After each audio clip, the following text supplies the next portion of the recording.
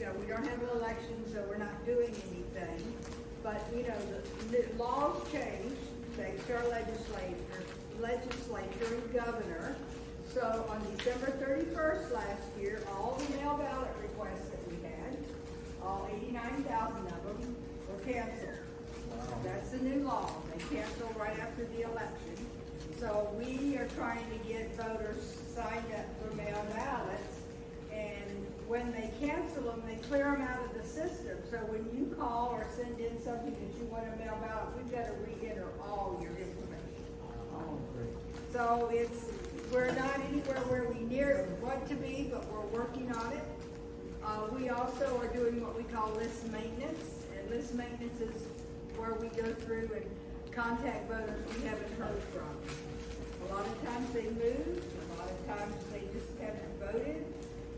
So we sent out, I think, 39,000 notices of our 250,000 voters that we've not heard from. So we've been doing that. We also are getting a new building. And when y'all leave today, drive down Parton Settlement and look over right behind us, and you'll see a brand new building going up. It is an equipment warehouse and a big training room. So there's a good chance when we start elections cycle next January, that's when we're going to start training. You may either be in this room or you may be in what we call the operations center. So this office is not closing? We're not closing. But the problem is, we have grown so much, we can't add any more equipment. And remember that equipment has to be stored in a secure location. So we've had to building a building for our equipment. The big ballot boxes, the DS200s will all move over there. And then we're adding a training room and a couple offices for the people that work on that. We'll still be here. Classes will still be here, but we can do them at the same time. And so we'll also have the room over there. So just pay attention when you get your notice for your room, where your class is. Because we don't have time for you. We're going to just a hike, we're going to walk. And there will be plenty of parking over there, so it'll be a nice, have it where our trucks can back down and we can load them easy. Now we have to, use the lift to get those big black boxes up with the truck and all of that. So we're real excited about that. And then when they finish that, they're going to remodel our front office and make it more secure for us. It's not very secure now. And then we're going to be enlarging your deputy. You've had class in that room. That room is going to be enlarged and made bigger, and the room that we tabulate. So we've got a lot going on. So we're excited about it. Then today, Heather Carrie and I are going to be doing the class. But we're going to talk to you about some things that happened last time. And some of you that are clerks ask me, why are you here? You're here so you know exactly what your deputy's supposed to be doing, and they can't pull the wool over your eyes. So, we had workers leave the polling location on their lunch break. I mean, just go somewhere. We had one clerk call us, and she was concerned because the deputy had been gone for 2 hours. Well, why was the deputy gone to begin with?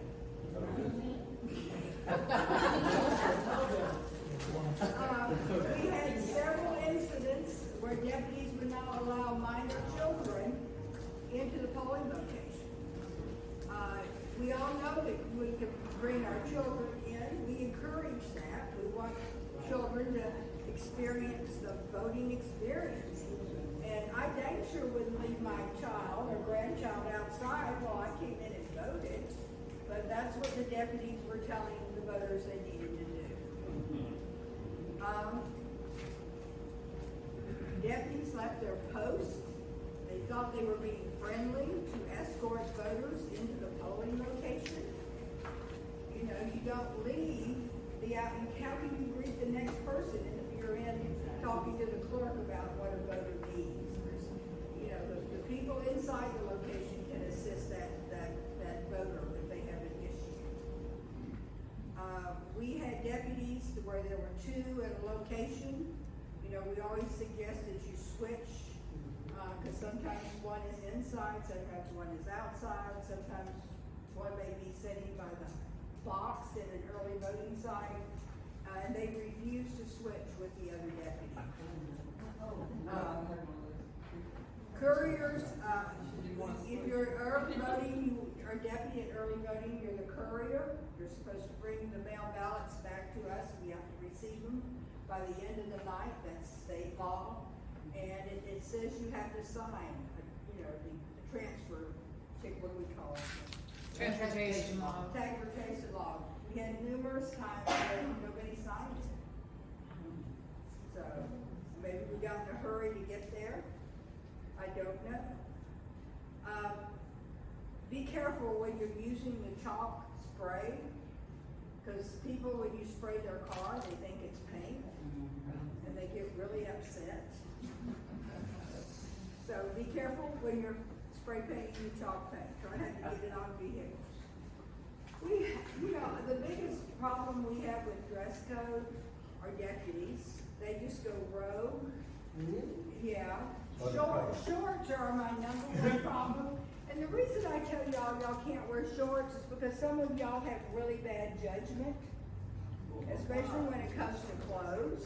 I would like to tell you, yes, you can wear Bermuda shorts that, you know, are 2 inches above the knees, but as soon as I tell you that, we're gonna have someone show up in Daisy Dukes.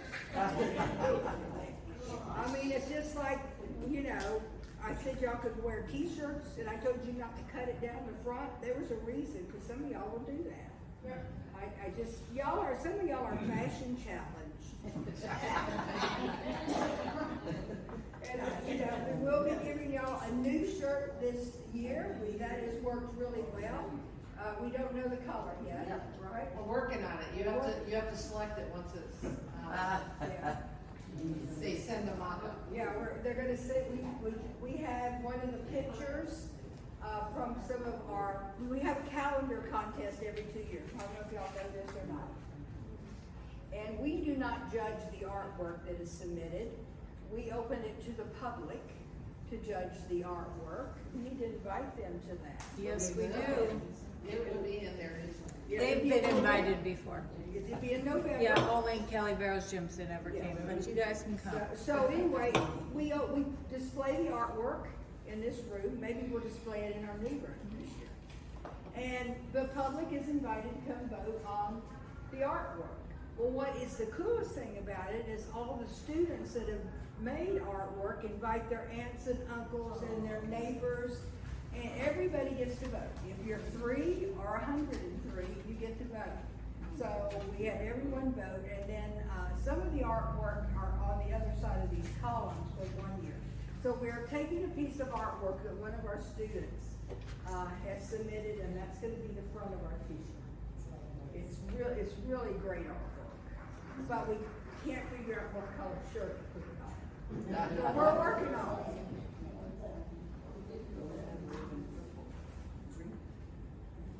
And the last thing, we have to have a positive thing. They tell you that when you're disciplining people, right? You have to say a positive. Some of y'all did really well in handling issues with people getting in the 150-foot zone. I want to tell y'all one of them. It was at the Kissimmee Civic Center. And I like to drive, when early voting is going on, I like to drive by because that's on my way home, and I drive up this route and just see what's going on. And so when I get there, it was on a Saturday, and I asked my husband, Marion, quit chatting. Okay. And so I see these people just hanging on to the drop box. And I'm like, I tell my husband, stop! You know, I'm gonna get out and go in. And so as I'm coming in, the deputy's got it under control. And he's telling these people that you gotta go out, you can't hang around the drop box. And they're saying, well, in St. Cloud, they let us do it. Oh my gosh. And so the deputy's firm, you gotta go outside the 150-foot zone. And so I just think they were all dressed up. one lady had on like a Statue of Liberty crown, and she had a dress that was set up the sky, and I just thought they were dressed odd. And so they're mad, and so they're leaving because they got Kid B hanging around the entrance because they want to congratulate voters. And the deputy said, you gotta go out in the parking lot to congratulate them. You can't be up here. Well, they get in. I don't know if y'all are familiar with our immediate area, but there is an establishment right up the road. It's called Hidden Secrets. Is that what it's called? Yes. I think it's just secrets. Okay, if you do not know what Hidden Secrets is, when y'all have a break, ask your neighbor. Yeah, so there's a bus that has Hidden Secrets on the side. All these people get back in the bus and they take off. And I thought, well, that deputy really held his ground. You know, they kept saying, well, we got to do it at St. Cloud. And he's like, I don't care what you did at St. Cloud, you're not doing it here. You're out there 150 feet out. Well, I got in the car after all this brouhaha, and I tell my husband, I said, that was really a tall lady with that statue. And he said, honey, that wasn't the lady.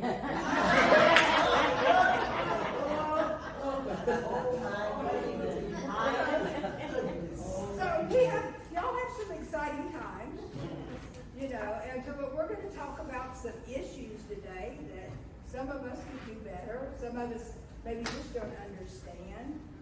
And so Heather is getting ready to take you through everything that a deputy ever needs to know. Yes, ma'am. All right, let's have it.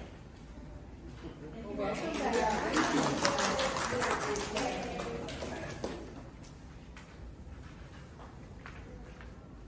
So we're going to talk today a lot about and do a lot of hands-on today with setting up the signage.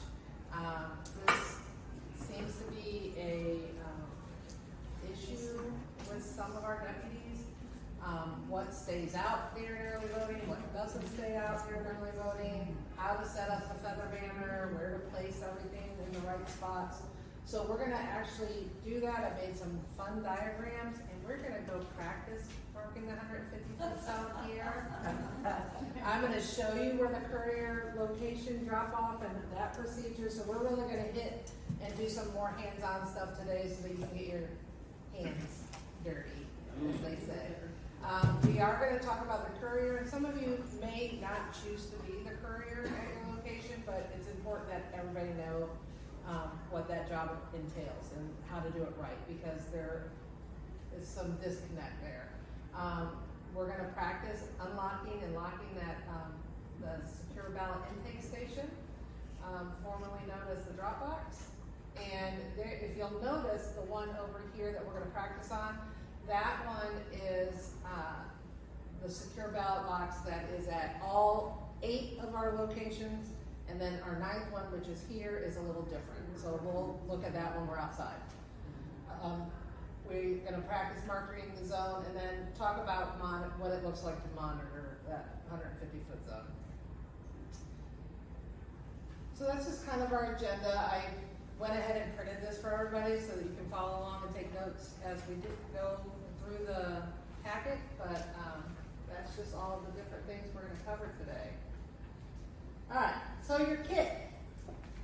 I also made available to you in this secondary little packet your opening and closing kit, your opening and closing procedures, and I also included the line link data form. If you're clerk, and those of you that are clerks, assistant clerks, that may be something we have to use in the general election.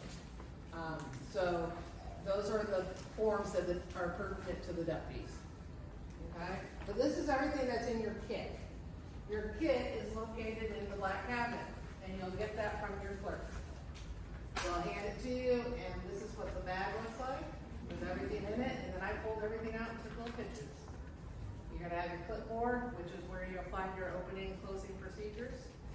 You're gonna have your measuring tape, your mallet, the doorknob adapter if it's needed, and and then the spray chalk. So that's all in the bag, that's part of your kit.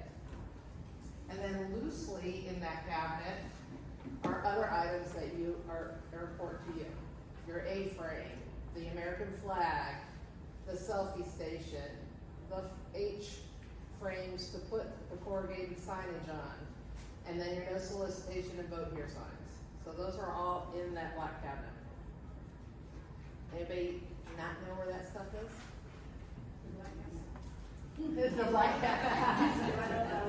Yeah, so we're gonna practice using that stuff in just a second. And then I just made you a little list of the type of signs you have, where we're gonna put them, and what they're used for. So that's just, if you need to reference that, moving forward, you have it. All right, let's talk about this signage stuff. So this is our location right here. This location is one of our early voting sites. It's not an election day site, but we still on election day have to mark the 150-foot zone from the drop box. So our drop box is open on election day. It's the only one in the county that's open. But if you notice how these circles overlap, this tends to be a problem. When there is a secure ballot intake station at the location, the zone has to be marked from both spots. From the doorway where the voters enter and from the secure ballot box. So if you notice here, from the doorway, the 150-foot zone technically is right there, but they have to be outside here because it's from the ballot box. So whichever is the furthest point. Also notice up here, this back driveway, one side of the driveway is in the 150-foot zone, and one side of the driveway is not. So we've had deputies go back there and remove signage on the side that's okay to have signage. So you have to reference these maps. They're done by a professional company, they are legit, but we still want you to measure it. Obviously, you can't measure through this building, but we're not gonna measure out and around, and because then it becomes a different measurement.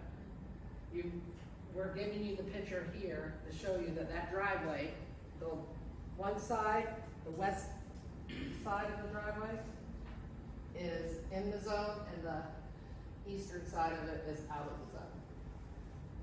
And those are suggested spots to place the different signs. You talking about a driveway or the road? So we're gonna go out there in a few minutes. And there is a driveway on that north side of the building. Yeah, I know where the driveway is. Okay, so It looks on like that that's in north the side of the road. this right here is the driveway. Right. So right here on this side is inside the 150. On the opposite side of that driveway is outside of it. So we were having deputies that were taking the signs out on that opposite side, and so we were getting complaints about that. Because they're technically allowed to put their signage over there. Well, what happens when it goes into the lane of the regular highway? Well, you don't have to worry about that, because if they wanna, like, I don't know how they would put a sign out there, but if they wanna do Just it, put it in the middle of they're, the road like everybody else does. yeah, if they're free to do what they want out in the middle of the road, but yeah, anything that's like on our grass or whatever, there. I tried to kind of mark those green boxes where there was like an island, like a grass island, to put the signage in. You just have to use your best judgment on where the sign's actually gonna stick in the ground that's near that. Otherwise, you'll have to use the chalk, okay? Right. So for instance, on the SBIS side, that's probably gonna be in the parking lot. So you're gonna have to use the chalk there to mark that. And then be cognizant of the fact that there's a possibility that throughout the day, people driving over it, and stuff like that, it could wear away, so you're gonna have to be cognizant of that. Yes? Remember, in certain situations, depending on your location, you could use the cones that are in the black cabinet and stick your no solicitation zone sign inside of the cones if you don't have any grass or anywhere to use. But Heather, Yes? you know, at the city center, we had a problem with the people that was campaigning. Mm-hmm. They Yes, were ma'am. picking up the signs Yes. and Yeah. moving them. And I had to get the clerk So they were outside the zone and they were They moving up were again? campaigning. Yeah. Well, they didn't like what we had the signs, but the signs were correct with the. Oh, I get what you're, they were So moving they our pick up the- signage. Yeah, they pick them up and move them where they wanna put them, move them. And They don't like that's- where you have them. That's why the clerks make the big bucks. I didn't argue with them, I got it. That's right. That's what I got. Yes, ma'am.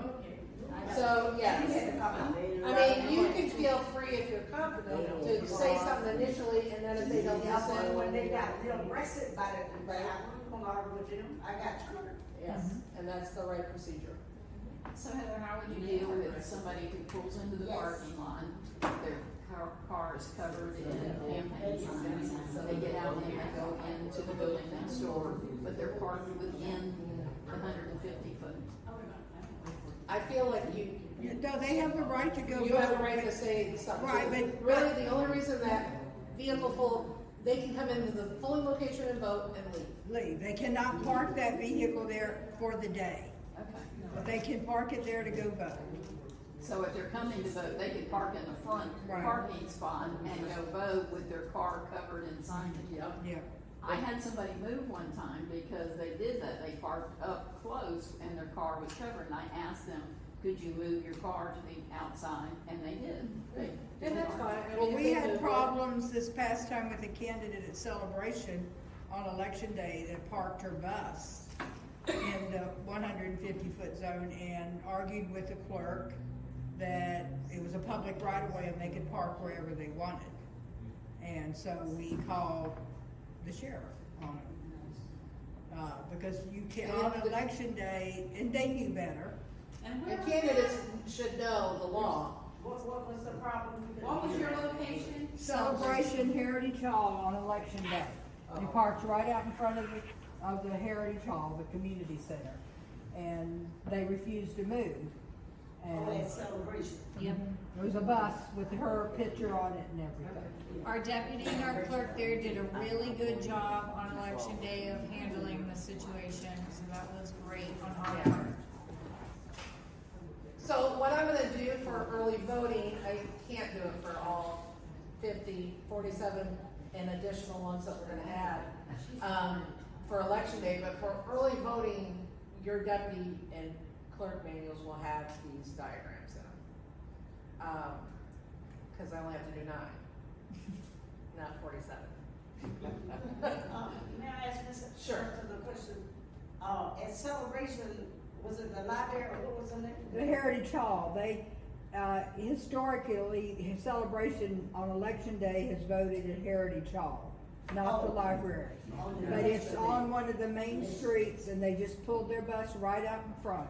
But the library is for early voting, right? At Celebration. That's historically, it's probably gonna change. Because Let me give a disclaimer right now, we are early in right now. So by the time we all come back to class in January for the 2024. we will have 50 polling locations. We will have more polling locations and possibly law changes. So just know that this is the most current information we have as of right now.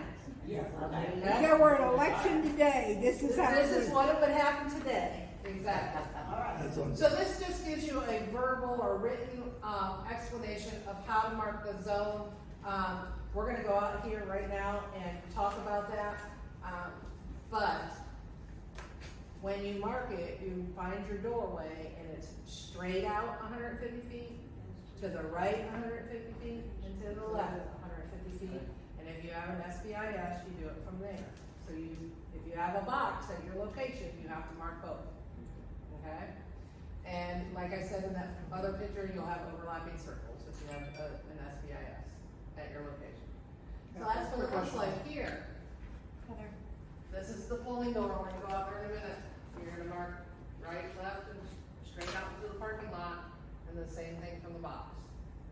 So you ready for a field I trip? have a quick question. Sure. How is it that you mark from the door to that, driveway, your driveway? See how it's behind the building on the other picture? Right here. with the aerial map. Here. Aerial? How do you mark behind the building where that. So that is why I put this X here, because you can't measure through a So building. you look at the picture. So you're gonna have to look at that picture. This has been done by a Because I know professional. that's the problem over at St. Cloud Civic Center. Right. Is you mark from the door, but there's an overhang, and then you gotta go around the side of the building. Right, Right. but y'all can't do that. Right, And so the we don't want- surveyor has the equipment to measure that way. And so So we it's just gonna And take be off the every pictures. location has an aerial map. Right.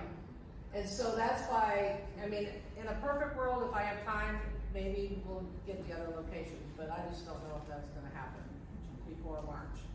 But in the case where it goes through the building, you'll have to use the aerial map to best judgment. Okay? And there's really markers on the aerial map, especially at St. Cloud, that you can refer to, like, there's a huge tree and this is where it goes. Well, I know it's right next to this big Yeah, tree. like I counted but that's 4 parking spaces. Yes. Yeah.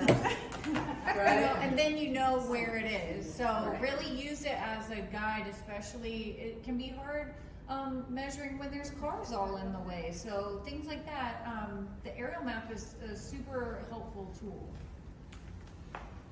And a better teacher would have had been prepared. I thought I had all my kids out. And I put it back. All right, so we're gonna go on a little field trip. Let's go. All right, and when y'all are on the side of the building, look behind us at the building back there going up, so y'all will know. Okay, you can't hold the tape measure, so you're gonna have to have somebody help you. So everybody's trying to get started and opened up in the morning, but the clerks know that you can't do this part by yourself. So again, another reason that we're gonna plug helping set up early, because these things can be done the night before. For early voting, when the setup crew comes by, everything's gonna be set up in the room, so on that first day of early voting, there's gonna be plenty of people available to help you, okay? But you're gonna have someone stand at the door and hold the tape measure, so I'm gonna let David do that, and then you just straight out from the door, you're marking the 150. Back. Right? Farther back.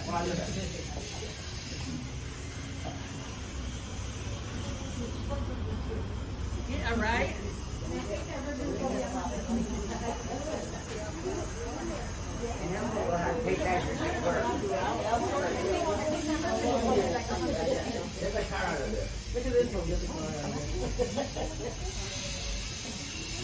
Where you going? Up and doing what they do or what? I know we had one room that was 100 feet, so we had to move from there to 100 and then go to the court and then we'll put it. Do another 15. And then we'll look at the Yeah, correct. we're good. That's what we're gonna have to do real quick. All right, stay right there. Now, this friend is gonna come walking over to where you should at. Yeah, when yeah, you're supposed That was one of the questions I wanted to ask, is if we really ever get 150 Oh, because he only goes to 100 tape feet. measures. Las cintas son las que siguen pie. Y es cierto que no me das. Pues el muchacho para que vaya se va hasta los 100. Entonces tiene que caminar hasta ese punto. Entonces ahora los 50 pies más. That's why, you know, that's how I don't know. All right. So that was straight out. You saw that I was in the middle of the parking lot. So I'm gonna have to mark that with the chalk. All right, so again, we have to be careful that we're not run over. And that we're being careful when we're spraying that chalk. Because we had an incident where we got some on a car here in this parking lot, okay? We're gonna do the same thing from that, vote on mailbox. You go stand right at the box, you go straight from the front to the left and to the right, okay? Obviously, if you're coming from the door, and then the box, you have to mark both, from the door 150 and from the box 150. Only on early election, early voting. Otherwise, regular voting is just from the door. Sometimes that's a good thing. Right. No, we do. Yeah, so we'll show you.